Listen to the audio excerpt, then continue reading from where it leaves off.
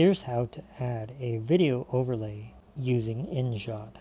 Tap on PIP, tap PIP one more time. This time, video will be selected. Select the video clip you want to use as an overlay by tapping on it, and then tap the check mark. Make sure that your video clip lines up with your screen recording. Tap the play button once to test it. To record your phone screen, use the built-in screen recorder that can be accessed through the control center. The camera app inside InShot has been removed and no longer exists.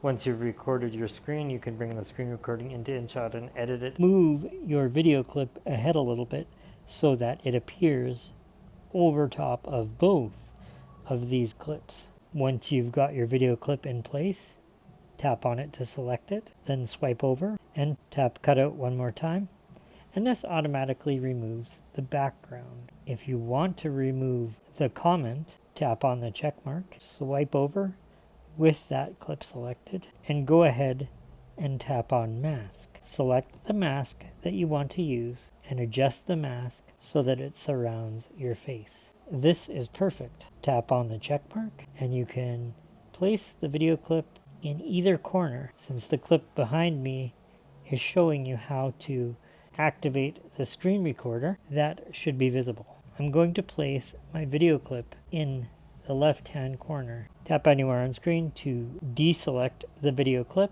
and go ahead and play your clip from the main timeline. To record your phone screen, use the built-in screen recorder that can be accessed through the control center. The camera app inside InShot has been removed and no longer exists.